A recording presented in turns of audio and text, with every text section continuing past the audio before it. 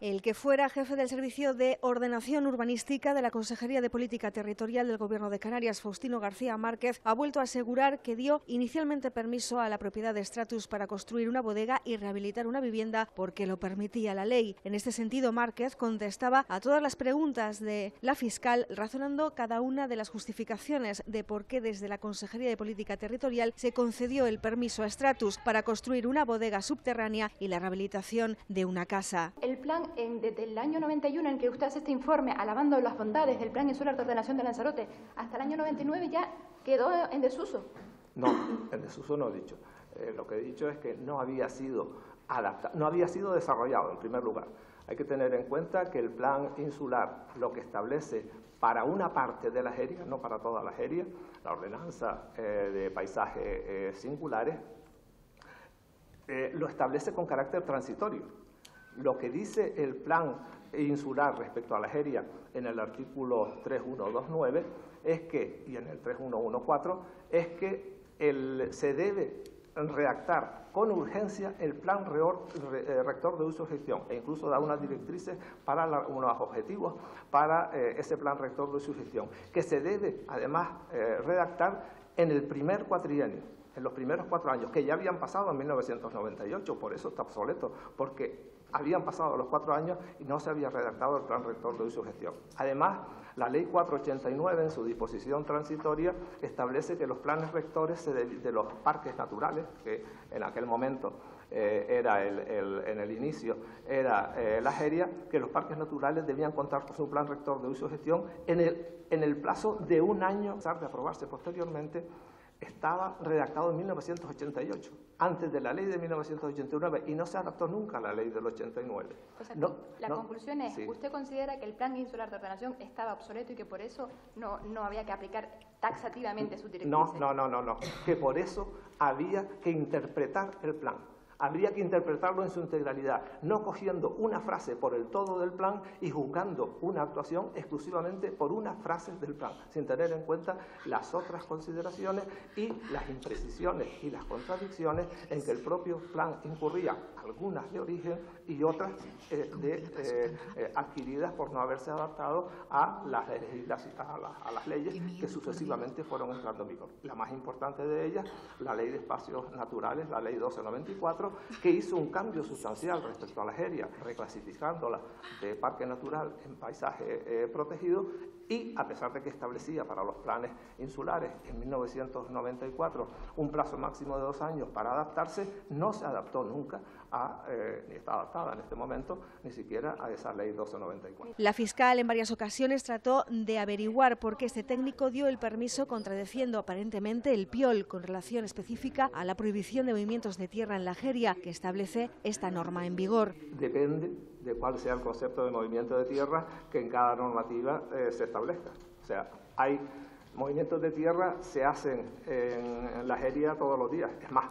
la AGERIA es solamente un ingente movimiento de tierra realizado por los agricultores de la zona a lo largo de 3 siglos de historia. Entonces, lo que hay que conseguir, analizando de forma integrada el plan insular, que es extenso y complejo, es analizar de qué movimientos de tierra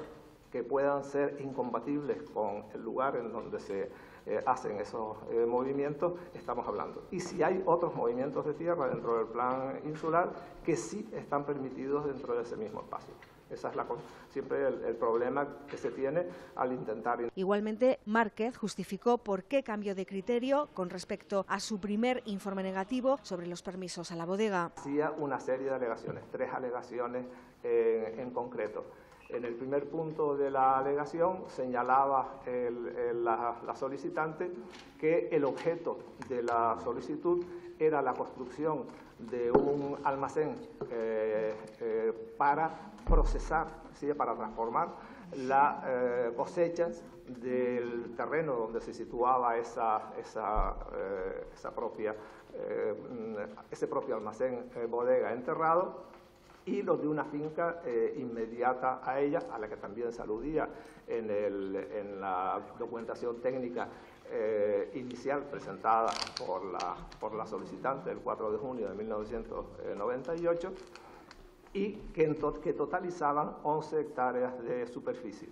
y que el objeto era procesar la uva procedente de esa producción de forma que pudiera plantar y mantener la que ya estaba plantada y con ello mantener también el paisaje. Asimismo, el alto técnico del Gobierno autonómico habló de que el Gobierno decidió hacer un segundo informe a Stratus debido a que otras bodegas también habían solicitado la amplitud de sus instalaciones. De 2 expedientes más de solicitudes de bodegas, en un caso de una ampliación, en otro de una nueva implantación semienterrada, y los 3 expedientes, las alegaciones de doña Pilar del Río, que fueron rescatadas, como sucedía siempre que había una incidencia de ese tipo, fueron devueltas por el Servicio Jurídico de Urbanismo, al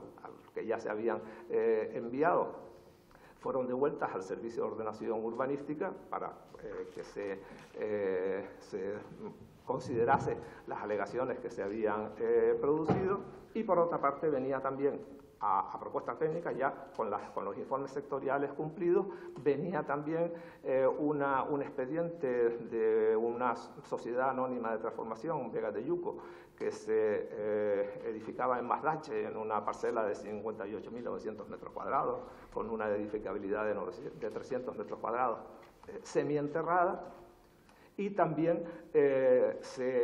venía una petición, una solicitud de don Antonio Suárez, en nombre de Bodegas Diama, para una ampliación en superficie edificada de una bodega que tenía pues, prácticamente la misma zona de doña Pilar del Río, enfrente. Entonces, esas tres